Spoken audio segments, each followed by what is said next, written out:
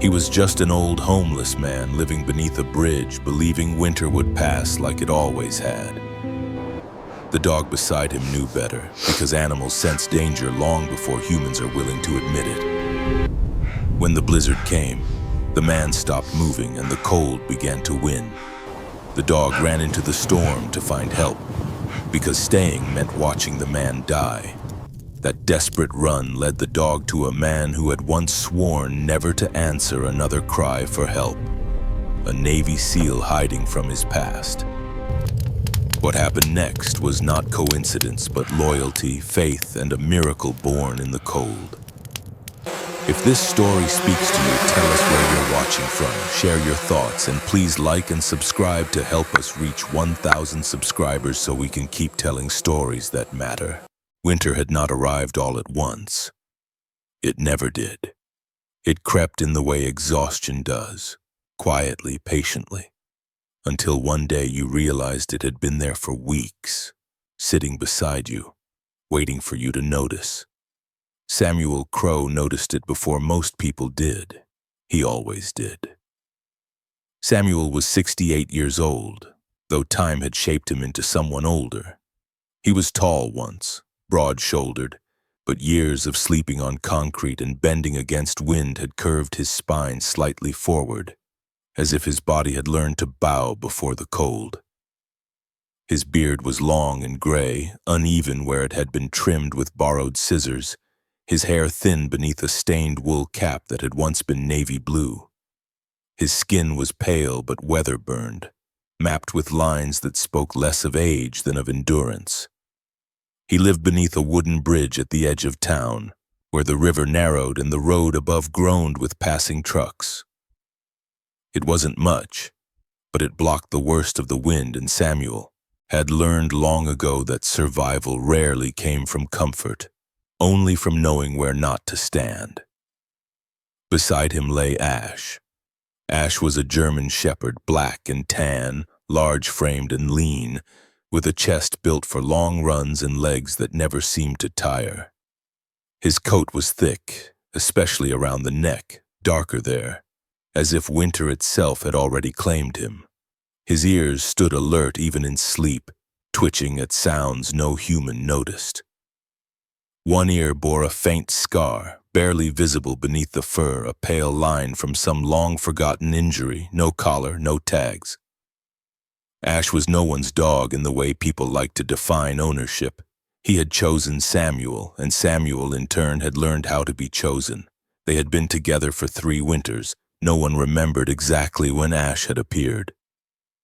Dogs arrived like that sometimes, out of alleys, out of storms, out of stories no one finished telling. Samuel had been sitting beneath the bridge, hands wrapped around a cup of soup someone had dropped off when Ash had simply sat beside him. Not begging, not whining, just there. Samuel hadn't said anything. He'd only shifted slightly, making room. Ash had stayed. That was how their life worked now. No promises, no declarations. Just shared silence and an understanding that neither of them would leave without reason. The town passed them daily. People in boots and scarves crossed the bridge above, their footsteps hollow against the planks. Some glanced down, most didn't. Samuel had learned to measure time by those footsteps. The rush hour in the morning, the slower rhythm after dusk. This morning, though, the sound was different. Fewer steps, heavier ones, the kind people made when the cold surprised them. Samuel pulled his coat tighter around himself. It was an old thing, patched in places, too thin for what the weather reports had promised. He had layered sweaters beneath it, the wool itchy against his skin, but it wasn't enough. It never was. Ash rose to his feet. That alone was unusual. Ash was disciplined in his stillness. He conserved energy the way animals who survived did. He did not move unless there was reason. Now he paced, nose lifted, breath visible in sharp bursts. His tail was low, tense. He walked to the edge of the bridge and stared out toward the road, ears forward, body rigid. Samuel noticed. "What is it?" he murmured, voice rough from cold and disuse. Ash did not look back. Samuel sighed and shifted, testing his legs.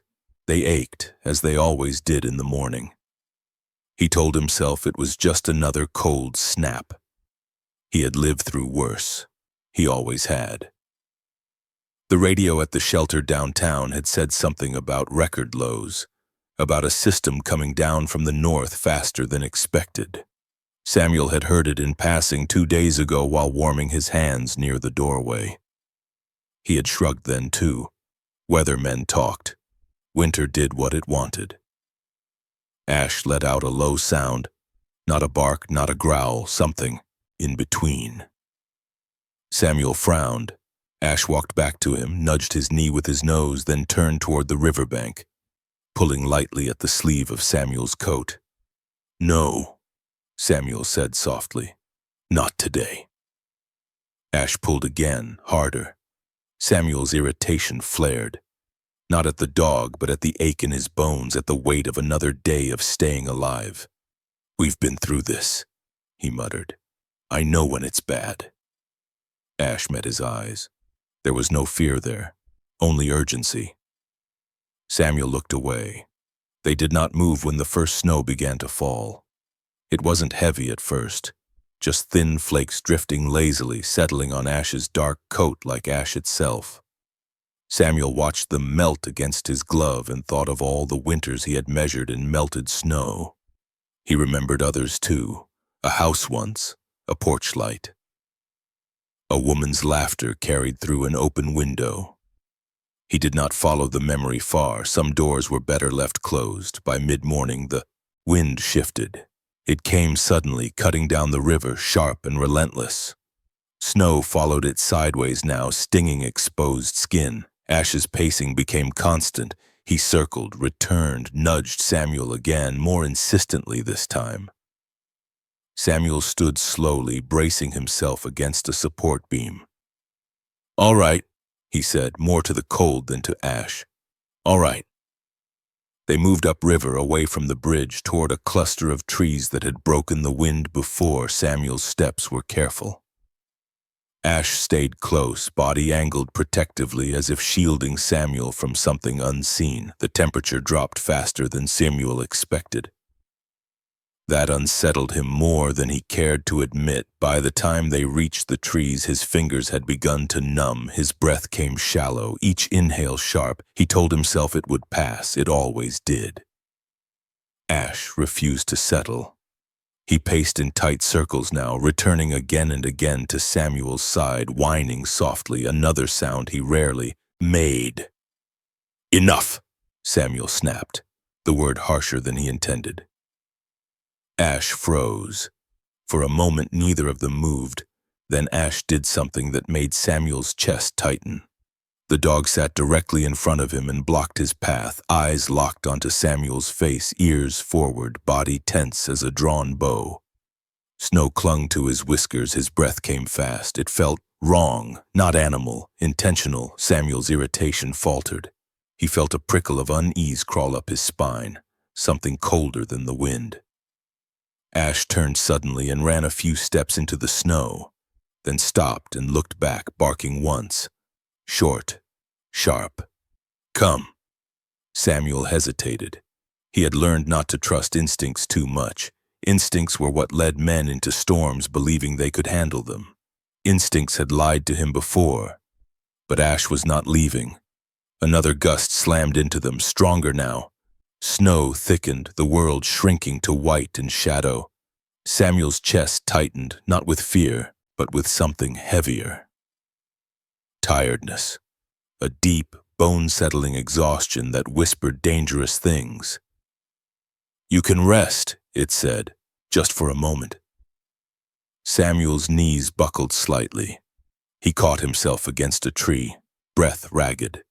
Ash was at his side instantly, pressing his body against Samuel's legs, lending warmth, grounding him. Samuel slid down slowly, sitting in the snow. Not, not now, he muttered, more pleading than command. Ash pawed at him, then turned, then pawed again, caught between staying and leaving. Snow swallowed their tracks almost as soon as they made them. Samuel leaned back against the tree, eyelids heavy. His thoughts drifted, slipping loose from time.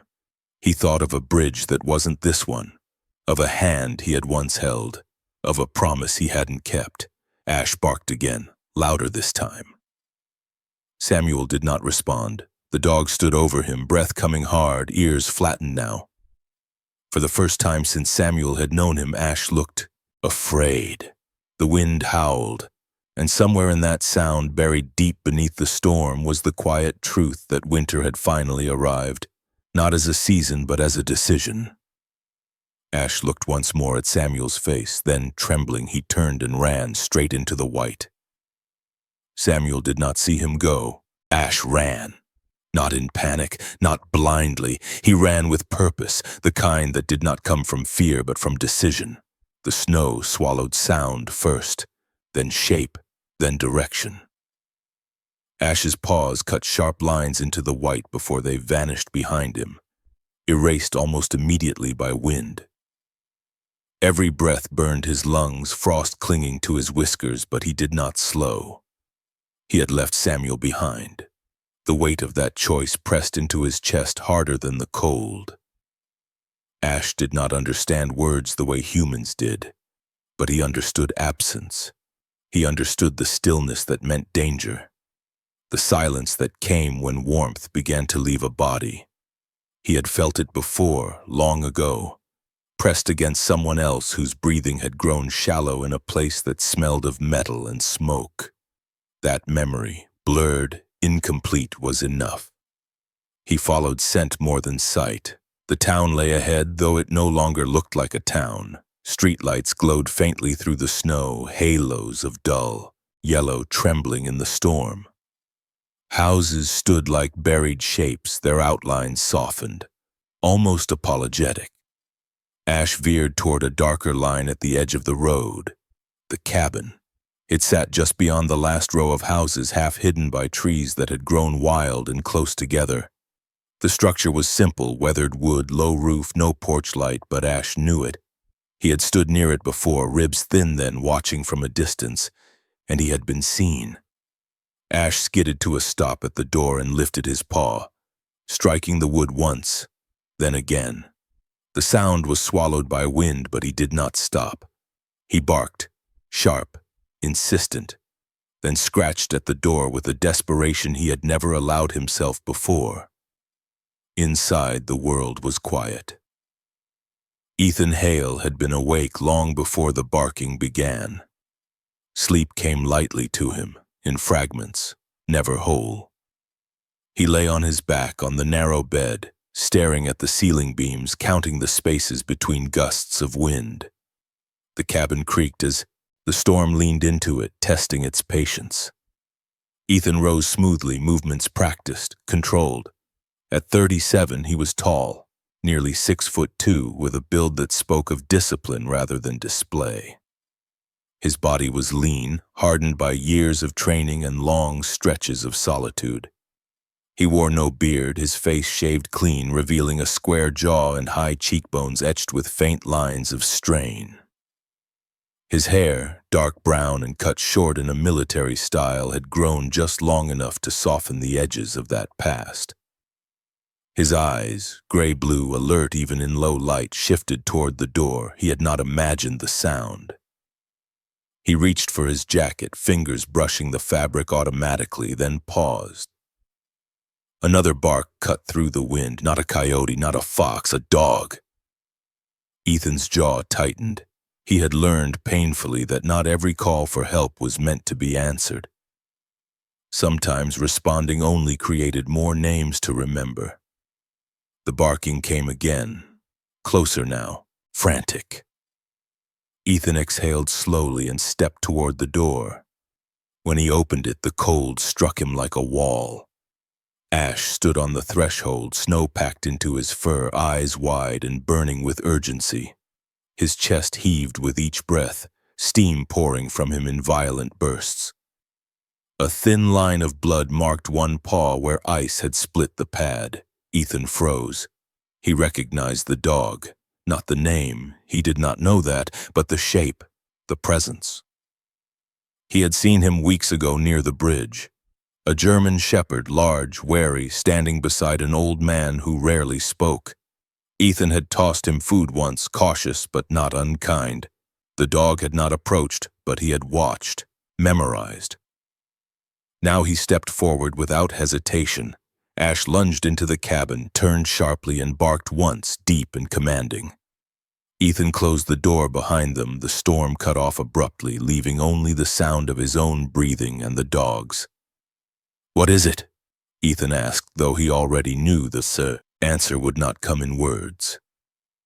Ash paced, circled, returned to the door, pawing at it insistently. His eyes never left Ethan's face. Something in Ethan's chest twisted. He crouched, assessing quickly. The dog was exhausted but functional. No limp severe enough to slow him, no sign of confusion. This was not a lost animal. This was a message. Ethan straightened and stepped back, shaking his head once. "No," he said quietly. "Not in this." Ash growled, not aggressive but strained. He moved closer, nudged Ethan's thigh, then back toward the door again. Ethan turned away. The memory came uninvited. Snow, radios, a voice cutting out mid-sentence.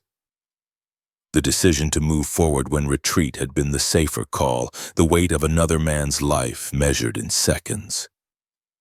Ethan clenched his jaw, breath shallow. The dog barked again, louder. Ethan's gaze dropped to Ash's eyes, and for a brief, unsettling moment he felt something he had not felt in years, not obligation, trust. Ash sat. The movement was deliberate, controlled. He held Ethan's gaze and did not move. Ethan stared back, pulse quickening. "You're sure?" he murmured. Ash rose immediately and turned, pressing his body against the door, scratching once, just once. That was when Ethan noticed the detail that shifted something deep inside him. The dog was not trembling. Despite the cold, despite the injury, despite the exhaustion, Ash was steady. As if he knew something Ethan did not, Ethan reached for his boots. They moved fast, but not recklessly. Ethan's training took over as soon as he stepped into the storm. He marked landmarks, measured wind, adjusted pace. The world narrowed to white and gray, but Ash moved ahead confidently, stopping only to ensure Ethan followed. The dog did not look back often. He did not need to. Ethan trusted him more than he trusted his own instincts.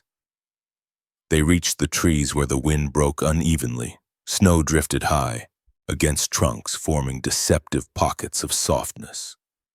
Ethan's breath grew labored, cold seeping through layers.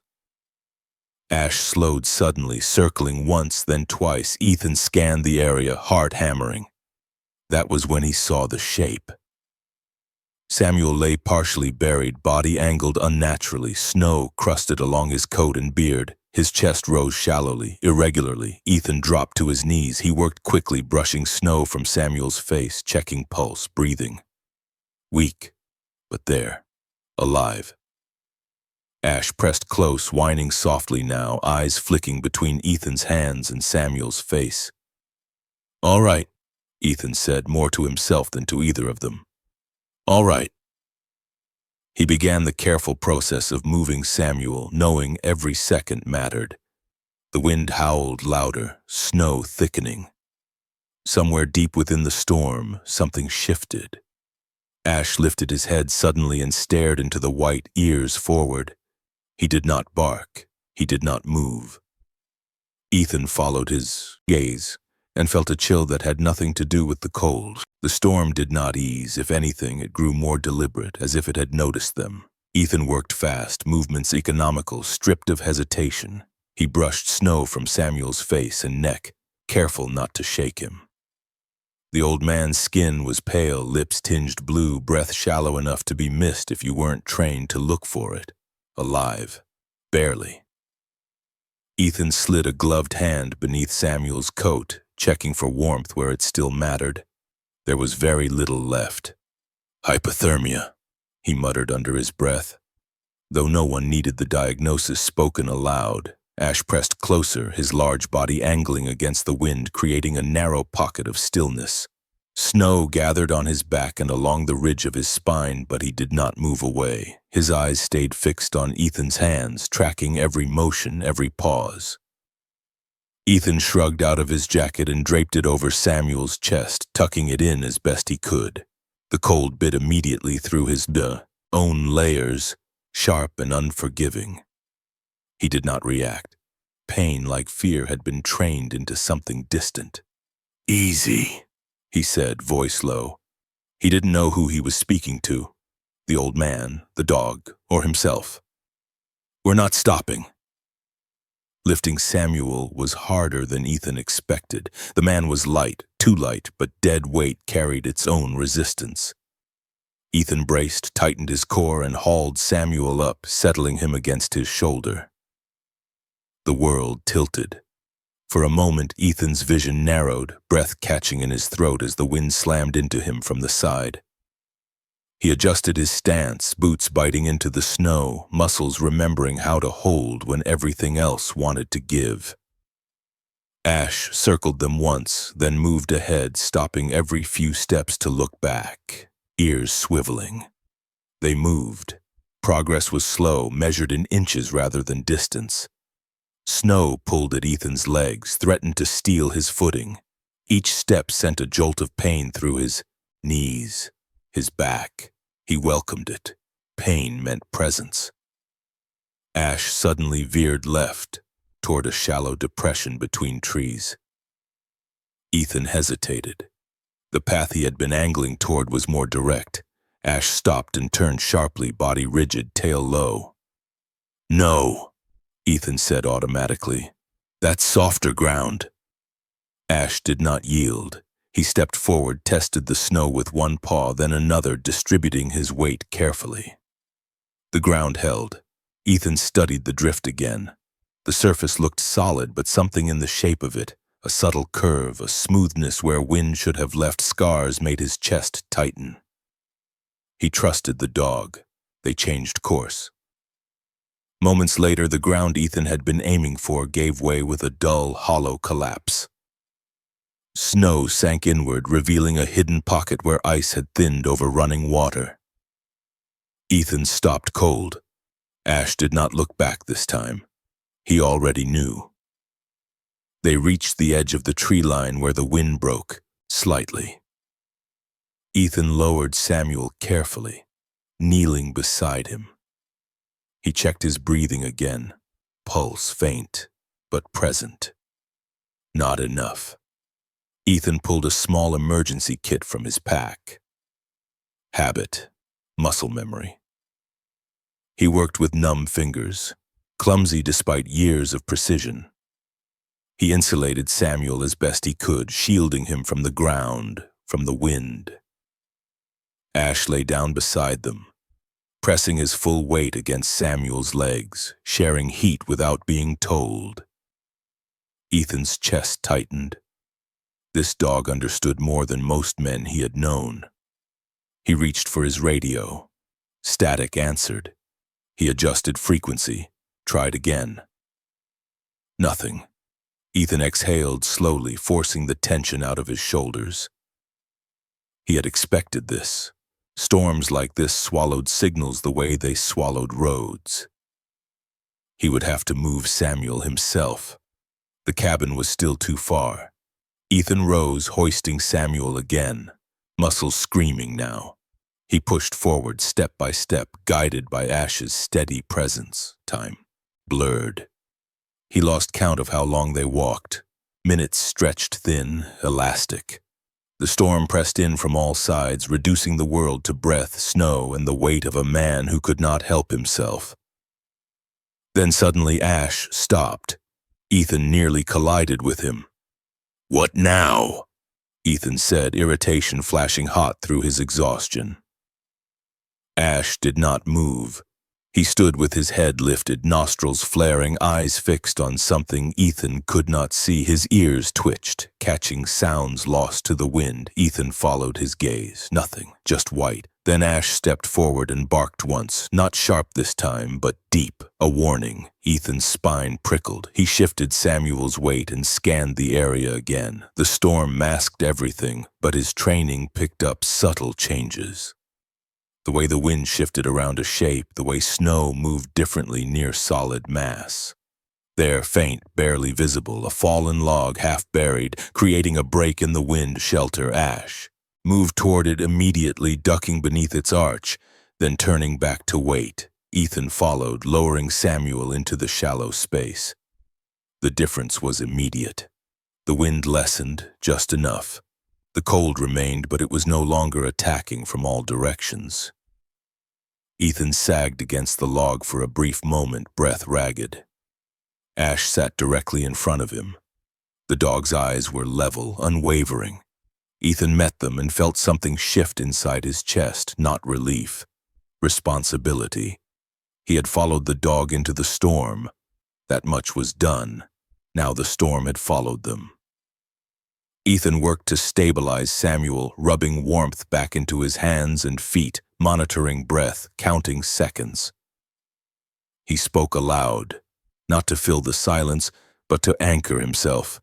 "You're not done," he told the unconscious man. "Not here." Ash leaned closer, placing his head briefly against Ethan's knee. The contact was deliberate, grounding. Ethan swallowed. A memory surfaced. Unwanted but persistent. Another storm, another body, another moment when he had waited too long. He shook his head sharply, banishing it. "This time," he said aloud, voice steady despite the tremor beneath it. "This time I stay." Ash did not react. He did not need reassurance. The wind shifted again, howling louder beyond their fragile shelter. Snow continued to fall, relentless. Ethan checked his watch. Old, scuffed, reliable. Time was slipping. He would have to move soon, but not yet. For now, they waited. 3 bodies pressed together against the cold, 3 heartbeats uneven but present. The storm raged on, indifferent, and somewhere within it, the narrow line between survival and surrender held, thin, fragile, but unbroken. Ethan waited until the wind shifted, not because it weakened, but because it hesitated. There was a subtle difference, one he had learned to feel rather than hear. A moment when the storm paused, recalibrated, deciding where to strike next. Ethan used that moment the way he had used windows of silence overseas, quickly, without apology. "We're moving," he said. Samuel did not respond. His breathing was still shallow, uneven but present. A fragile rhythm that Ethan guarded with the same intensity he once guarded radio signals and heartbeat monitors. Ash rose immediately. Snow had crusted along the dog's back and tail, clinging to the thick black and tan fur, but his posture remained steady. He shook once, sending ice scattering, then stepped out from beneath the fallen log without hesitation. The cabin lay less than half a mile away. Under normal conditions, it would have been nothing. Tonight it felt like another world. Ethan lifted Samuel again, settling him, against his chest this time, arms locked tight to conserve heat. The old man's head lolled briefly before Ethan adjusted, pressing Samuel's cheek against his own shoulder. The contact startled him. Samuel was colder now, alarmingly so. "Stay with me," Ethan muttered, though he knew the words were more for himself. Ash moved ahead, stopping often, checking back. The dog's gait had slowed, but his focus had sharpened. He avoided open stretches where the wind scoured the ground bare, instead weaving between clusters of trees and drifts that offered momentary shelter. They moved in silence, broken only by breath and the distant roar of the storm. Ethan's thoughts narrowed to function. Step, balance, adjust. He cataloged Samuel's condition automatically: skin temperature, breathing rate, muscle rigidity, severe hypothermia, dangerous but not hopeless, not yet.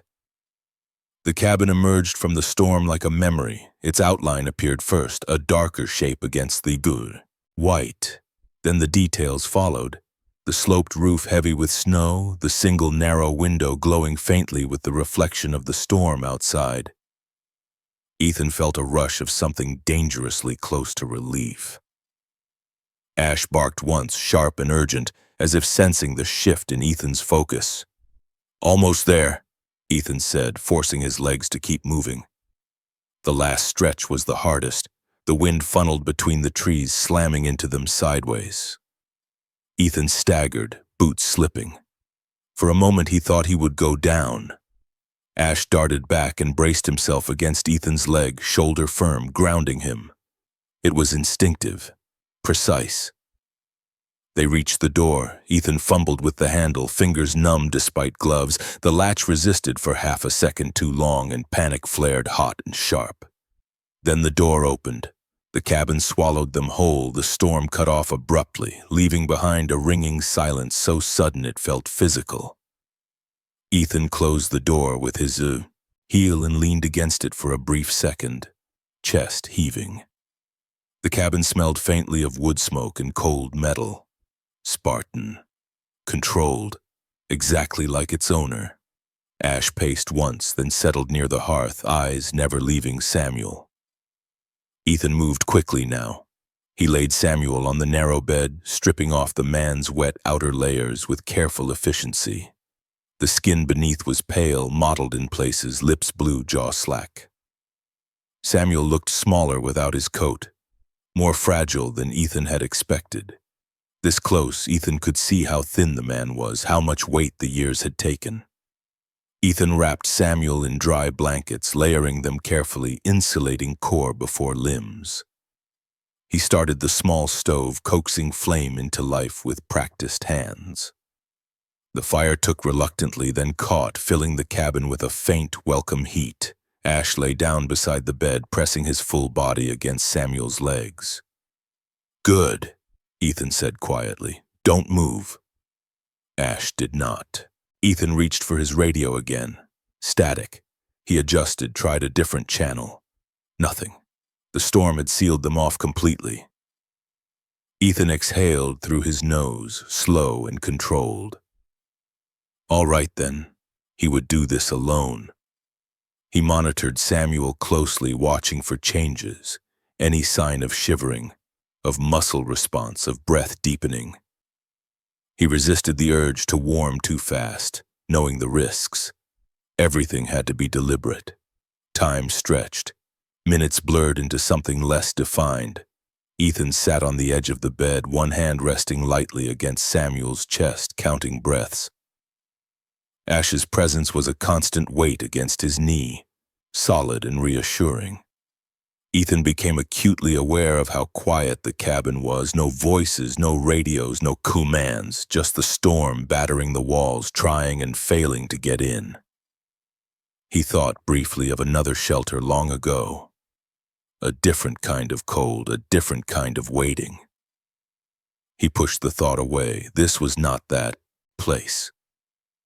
Samuel's breathing hitched suddenly. Ethan stiffened. He leaned in, eyes locked on the old man's face. Samuel's eyelids fluttered, not opening, not fully, but enough to reveal the barest hint of movement beneath. Ash's head snapped up instantly. His ears were forward now, every muscle alert. Ethan held his breath. "Samuel," he said softly, using the name he had learned only hours ago. There was no response. But the moment lingered. Not nothing. Something had changed. Ethan checked vitals again, more carefully this time. The pulse was still weak, but steadier. The breathing marginally deeper. Progress. Slow. Fragile. Real. Ethan allowed himself a single measured breath. That was when Ash did something unexpected. The dog rose and moved away from the bed. Ethan frowned. "Hey!" Ash crossed the cabin to the far wall where Ethan kept a small shelf of personal items. The dog lowered his head and nudged something gently with his nose. Photograph fell to the floor. Ethan stared. He hadn't looked at that picture in years. It showed a younger version of himself in uniform, standing beside another man whose face was half hidden by shadow. Snow in the background, mountains, a different storm. Ash stared at the photo, then looked back at Ethan. The moment hit harder than any memory. Ethan felt his throat tighten. He picked up the photograph slowly, hands unsteady. "How do you know?" he murmured. Ash did not answer. He simply returned to the bed and lay down beside Samuel once more, as if the interruption had been necessary and now complete. Ethan sat back, the photograph heavy in his hand. Outside, the storm howled louder, furious at being shut out. Inside, 3 lives hovered in a narrow space between what had been lost and what might still be seed. Ethan set the photograph aside and returned his focus to Samuel. He would not leave. Not this time. The cabin did not sleep. Neither did Ethan. The fire burned low and steady in the iron stove, its glow painting slow shadows across the wooden walls. Outside, the storm continued its assault, wind hammering the cabin with a dull, persistent rage, as if trying to remind them that survival had not yet been granted, only postponed. Ethan sat beside the bed, shoulders squared, spine straight despite the fatigue that had settled deep into his bones. His tactical shirt clung damply beneath the layers he'd added back on, sweat cooling too quickly in the uneven heat. He did not allow himself to shiver. He watched Samuel. The old man lay wrapped in blankets, his frame barely rising beneath them. His face was still pale, lips no longer blue but tinged with a fragile gray pink that gave Ethan just enough hope to keep going. Samuel's beard was stiff with frost melt, his breathing shallow but consistent, no longer fading but not yet strong. Ash lay pressed along Samuel's legs, his body curled protectively, head resting on the mattress edge. His amber-brown eyes never fully closed. Each breath Samuel took was mirrored by a slight tightening in the dog's posture, as if Ash were counting alongside Ethan. Time moved strangely. Minutes stretched, then snapped back into seconds whenever Samuel's breathing shifted or his pulse faltered. Ethan kept his hand lightly against Samuel's wrist, feeling for rhythm, for reassurance. The radio sat useless on the table, no signal, no voice, no help coming. Ethan had expected this. He checked Samuel's temperature again. Still dangerously low, but climbing by fractions, enough to matter, enough to risk complications. "Come on," Ethan murmured. "Don't rush it." He adjusted the blankets, careful not to overheat the extremities. The old man's fingers twitched once, barely noticeable. Ethan froze. Ash's head snapped up instantly. They waited. Nothing followed. Ethan exhaled slowly through his nose, grounding himself. Reflexes, he reminded himself. That's all. He had seen bodies do stranger things on the edge between states. Still, he could not ignore it. Ethan rose and moved to the small counter where he kept his limited medical supplies. The kit was old but maintained with the same discipline he applied to everything else. Bandages, heat packs, saline, emergency glucose gel. He returned to the bed and applied gentle pressure to Samuel's palm, stimulating circulation. The skin felt slightly less rigid now. Progress. Ash shifted closer, pressing more of his weight against Samuel's legs, adjusting instinctively. "You're good at this," Ethan said quietly, almost to himself. Ash did not respond. The wind outside changed pitch. Lower, heavier. Ethan's instincts prickled. He crossed to the small window and peered out, wiping condensation away with his sleeve. Snow had piled high against the cabin walls, rising faster than he liked. Drifts climbed past the lower edge of the glass, swallowing the world beyond. If it blocked the door. Ethan turned back sharply. Ash was no longer lying down. The dog stood rigid beside the bed, ears forward, body tense. His gaze was fixed on Samuel's face, unblinking. "What is it?" Ethan asked, voice low. Ash did not look at him. Samuel's breathing changed. It hitched, once, twice, then stalled. Ethan was moving before his thoughts caught up. He dropped to his knees beside the bed, hand pressing against Samuel's chest, ear close enough to feel warmth. Or the lack of it. "Samuel," he said firmly, "stay with me." No response. Ash let out a low, vibrating whine, raw, restrained. Ethan adjusted Samuel's airway, tilted his head, checked for obstruction. He counted seconds in his head, pulse roaring in his ears. Then Samuel gasped. It was sudden, violent, a deep, reflexive pull of air that tore through his chest. His body arched slightly beneath the blanket's muscles, seizing as if shocked back into motion. Ethan braced him, steadying, talking non-stop now. That's it. Easy." Samuel's breathing resumed, ragged but present. His eyes fluttered beneath closed lids, brow tightening in faint confusion. Ash pressed his muzzle against Samuel's chest, whining softly, tail low but wagging once, just once. Ethan sagged back on his heels, chest burning. That had been close, too close. He checked Samuel's vitals again, hands steady despite the adrenaline flooding his system. The risk was clear now, rewarming shock, cardiac instability, complications that no field training could fully address. He needed medical support. Soon, Ethan grabbed the radio again, adjusting position, antenna angle. He moved closer to the window, lifting it slightly despite the cold. "Mayday," he said, voice controlled. "This is Ethan Hale, hypothermia patient, severe. Coordinates." Static swallowed his words. He tried again. Nothing. Ethan closed his eyes briefly, jaw tightening. Then, faintly, something shifted, a break in the static, not words, not yet, but a thinning. Ethan adjusted again, slow, deliberate. Still nothing. He set the radio down carefully. "Not now. Focus."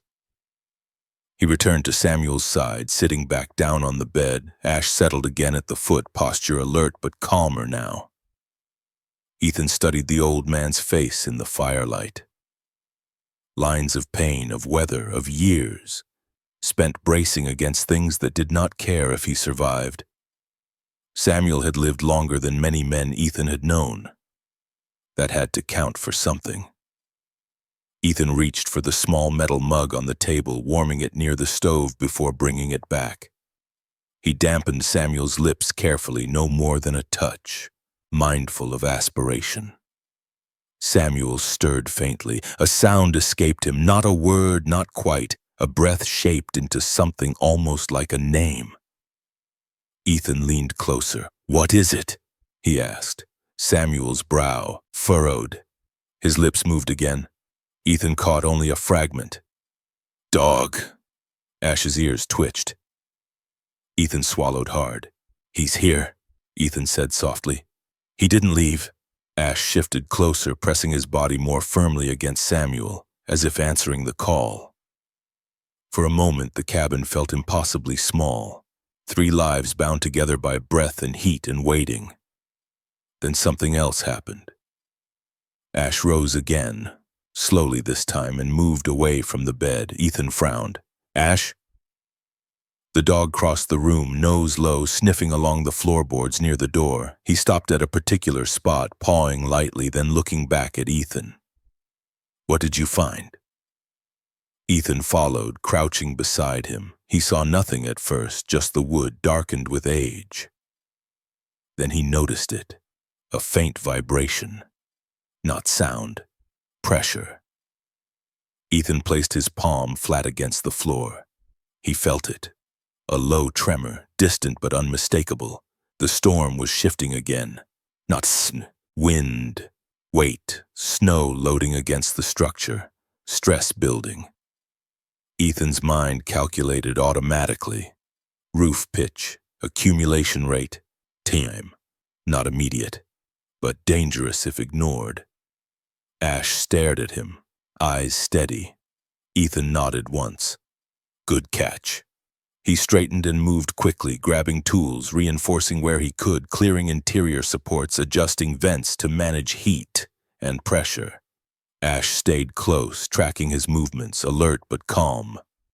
Samuel breathed on, unaware of the threat overhead. Ethan returned to the bedside and sat down again, exhaustion crashing in waves now that the immediate crisis had passed. He leaned forward, elbows on knees, hands clasped. Ash returned to his place beside Samuel, lowering himself carefully. Outside, the storm roared on. Inside, the fight continued, quieter now, but no less real. Ethan watched the rise and fall of Samuel's chest and thought, not for the first time that night, that survival was not a single good moment. It was a series of decisions, and tonight none of them could afford to stop choosing. Morning did not arrive with light, it arrived with silence. The storm still existed beyond the cabin walls, but it had lost its voice. The wind no longer howled, the snow no longer struck like thrown gravel. Instead, there was a heavy quiet, thick and pressing, as if the world were holding its breath.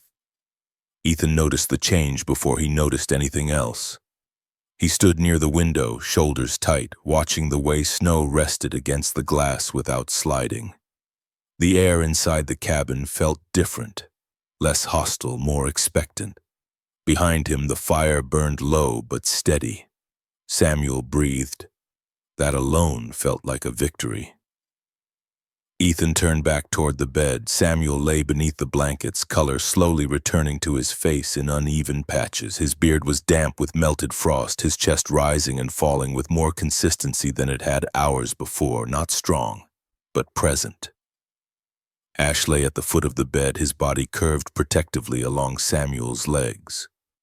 He slept, lightly, one ear twitching at every sound, eyes opening briefly whenever Ethan moved. Ethan sat down slowly, the exhaustion finally catching up to him now that the crisis had loosened its grip. His muscles ached in deep, persistent ways, the kind that came after adrenaline faded. He welcomed it. Pain meant the night was ending. Ethan checked Samuel's vitals again. Pulse still weak but stable. Breathing shallow but no longer erratic. The danger had not passed, but it had shifted. The man was coming back. The radio crackled suddenly. Ethan froze. He reached for it instantly, fingers hovering, afraid to breathe too hard. "Station. Repeat. Any signal." The voice was distorted, distant but unmistakably human. Ethan adjusted the dial carefully, heart pounding. "This is Ethan Hale," he said. "I have a hypothermia patient, severe, cabin at the North Ridge. Do you copy?" Static surged, then thinned. "Copied Hale, rescue units grounded. Weather, unstable. Advise shelter in place." Ethan closed his eyes briefly. "Shelter in place, of course." "Understood," he said. "Patient is alive but critical. I'll maintain care." "Copy that," the voice replied. "We'll monitor." The radio fell silent again. Ethan set it down gently. Help existed now, but it was still far away. Ash stirred, lifting his head. He looked at Ethan, then back to Samuel, ears forward. "Yeah," Ethan murmured. "They know." Ash did not relax. He never did until the danger was gone. Time passed in careful increments. Ethan cleaned what he could, replaced wet cloth, adjusted heat. He spoke occasionally, not to fill the quiet, but to keep himself present. Then Samuel moved. It was subtle at first, a shift beneath the blankets, a tightening of the brow. His breathing hitched, then steadied. Ethan leaned forward instantly. "Samuel," he said softly. "You're inside, you're safe." Samuel's eyelids fluttered. This time they opened, just barely. His eyes were cloudy, unfocused, the color washed thin by exhaustion and cold. He stared upward, breathing shallow, confusion etched across his face. Ash rose immediately and moved closer, pressing his head gently against Samuel's side. Samuel flinched, then stilled. His gaze drifted downward slowly, as if pulled by gravity rather than intention. His eyes settled on Ash. Something changed. The tension in his face eased, not fully but enough to matter. "Good," Ethan said quietly. "Easy." Samuel's lips parted. His voice, when it came, was barely more than breath. "You shouldn't," he murmured. Ethan leaned closer. "What?" Samuel swallowed, throat working. "Shouldn't have followed." Ethan stiffened. Ash let out a low sound. Not a growl, not a whine. A warning. Samuel's eyes shifted toward Ethan now, sharper than they had been moments before. "I didn't ask to be saved," Samuel said. Words were weak, but the meaning was not. The sentence hit harder than any physical blow. Ethan sat back slightly, studying the old man's face. There was no confusion there now, no delirium, just resolve. "I know," Ethan said after a moment, "but you needed it." Samuel's breath hitched, irritation flickering across his features. "People always think that." Ethan felt something tighten in his chest. He had heard that tone before, in different words, different mouths. Always the same meaning. Ash pressed closer to Samuel, his presence grounding, insistent. Samuel's gaze softened again as it fell on the dog. "You," he whispered. "You didn't listen either." Ash's tail thumped once, softly. Ethan watched the exchange, something quiet and heavy settling over him. Samuel closed his eyes again, exhaustion pulling him under, but not before his hand twitched weakly. Fingers brushing Ash's fur, Ethan exhaled slowly. This was not over, not the storm, not the danger, not the choice. Hours passed. The light outside shifted subtly, not brighter, just different. The storm had begun to loosen its grip, though the world remained locked beneath snow. Ethan checked the radio again. Still nothing new. He returned to Samuel's side, sitting on the edge of the bed, hands clasped. Ash lay between them now, head resting near Samuel's knee, body angled toward Ethan. A quiet bridge. Ethan studied the old man's face. Lines carved deep by years of weather and disappointment. A man who had survived by learning not to expect rescue. Ethan understood that. He had worn a uniform once that promised saving. He had learned the cost of that promise. Samuel stirred again, eyes opening briefly. "You should have left me," he said, voice hoarse but clearer now. Ethan did not answer immediately. Instead, he looked down at Ash. The dog met his gaze steadily. "You don't get to decide alone," Ethan said finally. "Not when someone else is tied to your life." Samuel frowned weakly. "That dog would have been fine." Ash's ears flattened. Ethan shook his head. No, he wouldn't. The truth of it hung in the air. Samuel closed his eyes again, breathing uneven. The fight drained out of him, replaced by something quieter. Regret. Ash shifted closer to him, pressing warmth where it was needed most. Ethan leaned back in his chair, exhaustion pressing down now in full. That was when Ash did something unexpected. He lifted his head and stared toward the door, not alarmed, focused. Ethan followed his gaze. Nothing moved. But Ash did not look away. A moment passed, then another. Ethan's skin prickled.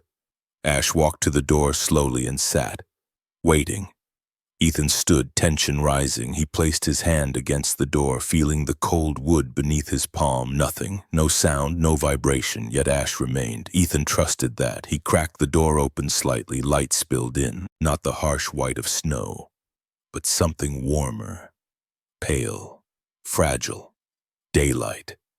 The storm had finally broken. Ash rose and stepped back, tail wagging once, restrained but unmistakable. Ethan closed the door again, heart pounding.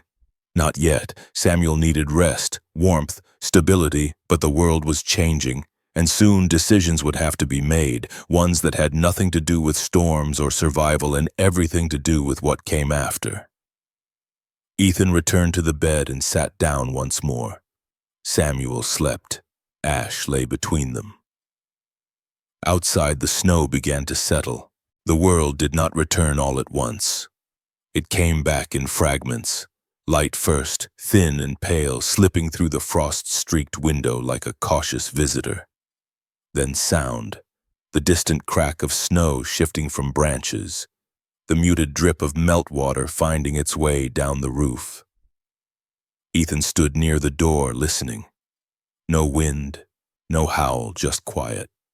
The storm had not vanished, but it had loosened its grip, retreating the way predators did when the cost of staying grew too high. Behind him, Samuel slept.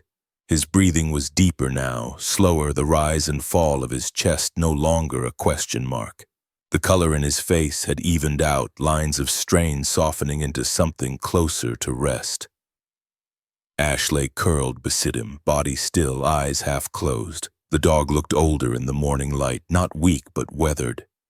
Snow had dulled the shine of his coat, and faint scars along his legs caught the light when he shifted. He had earned every one of them. Ethan moved quietly, careful not to disturb either of them. He added wood to the stove, coaxing the fire back to life.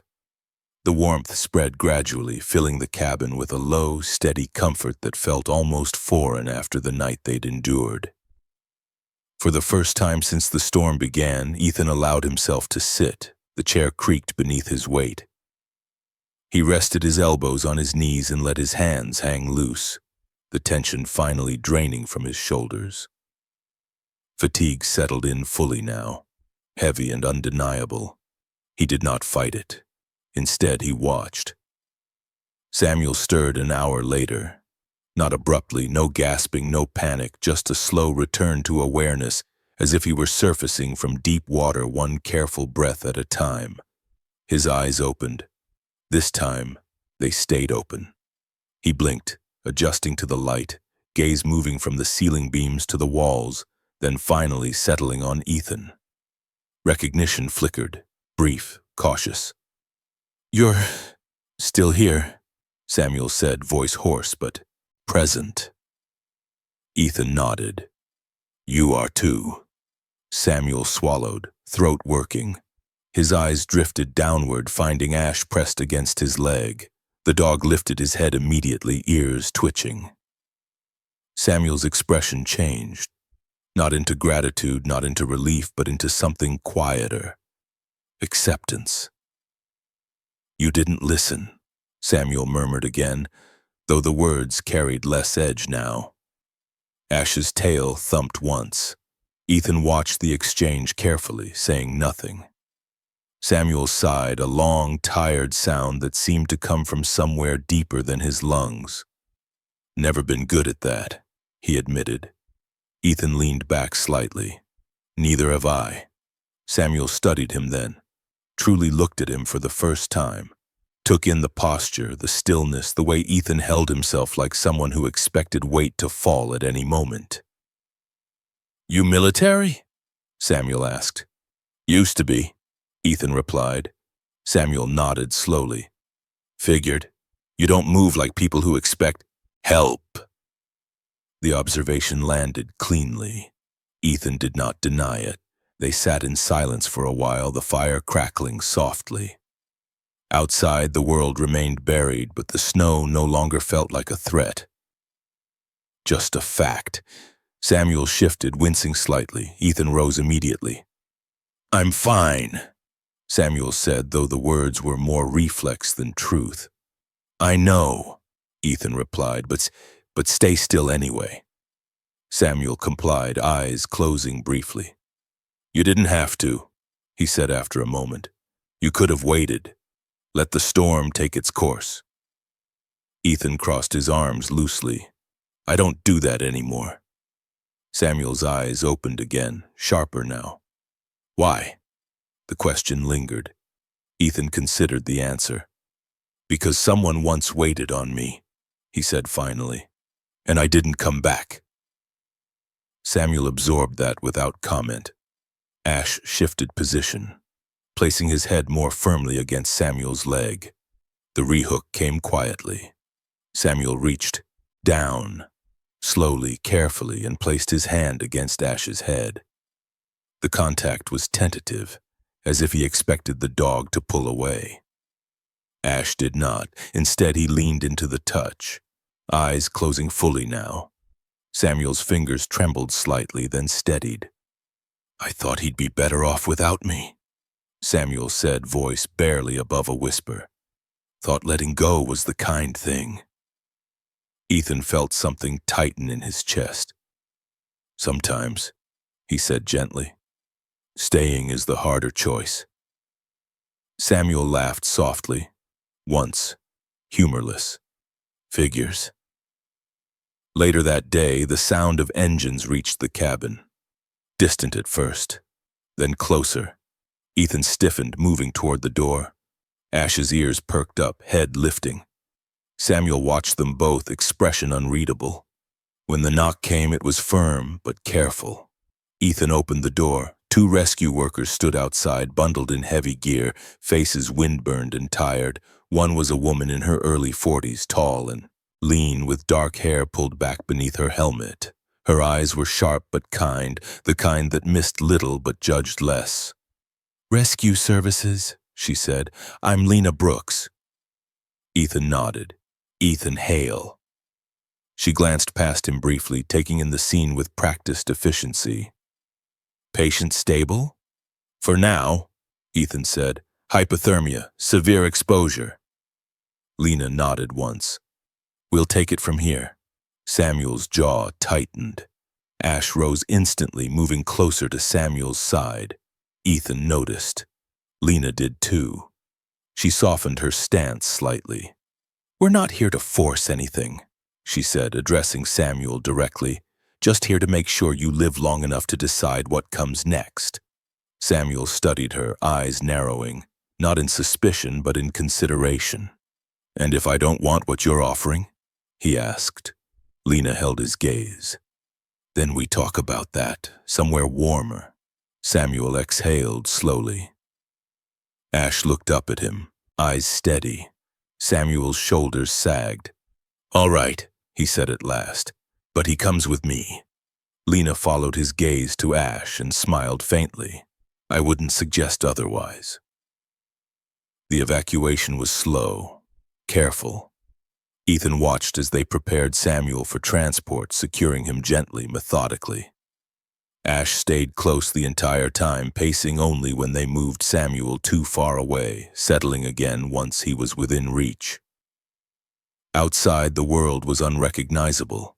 Snow buried everything. Roads, signs, fences, erasing lines people had drawn between places and lives. It was quiet, peaceful in a way that only came after destruction had spent itself. Ethan stood beside the cabin, watching as Samuel was loaded into the vehicle. Samuel looked back at him once. You staying? He asked. Ethan hesitated. The answer surprised him. Yes, he said. Samuel nodded, satisfied. Ash hesitated only a second before following Samuel, then paused and looked back at Ethan. Their eyes met. Ethan nodded once. I'll be there, he said quietly. Ash climbed inside. The vehicle pulled away slowly, disappearing into the white. Ethan stood alone in the snow. For the first time in a long while, the solitude did not feel like punishment. Weeks later, the bridge looked different. Snow had melted, leaving the river running fast and loud beneath it. The world had reclaimed its colors, muted but present. Samuel sat on a bench nearby, bundled in a clean coat, beard trimmed, eyes clearer than Ethan had ever seen them. Ash lay at his feet, relaxed, alert but content. Ethan stood beside them, hands in his pockets. "You don't have to stay," Samuel said. "I know," Ethan replied. Ash glanced up at him, tail thumping once. Ethan smiled faintly. Some things were not obligations, they were choices, and sometimes survival was not about escaping the storm, it was about who remained when it passed. Sometimes the greatest miracles do not arrive as thunder or fire, they arrive quietly, wrapped in loyalty, courage, and a decision not to walk away. This story reminds us that God often works through ordinary beings. A stranger who listens, a hand that stays, or even a loyal animal that refuses to abandon the one it loves. What we call instinct may, at times, be divine guidance. What we call coincidence may be grace moving unseen. In our daily lives, we all face storms of our own. Moments when the cold feels endless, when help seems distant, and when giving up feels easier than continuing. And yet, again and again, we are reminded that survival is not only about strength. It is about presence. It is about staying when it would be easier to leave. Perhaps this story is not just about an old man, a soldier, and a dog. Perhaps it is an invitation to ask ourselves, who are we staying for, and who has stayed for us even when we didn't deserve it? If this story touched your heart, take a moment to share it with someone who may be walking through their own winter. Leave a comment and tell us where you're watching from, or what this story meant to you. And if you believe stories like this still matter, please subscribe to the channel so we can continue sharing them. May God bless you, protect you, and guide you through every storm you face, and may you never walk alone, even when the night feels long. Thank you for listening.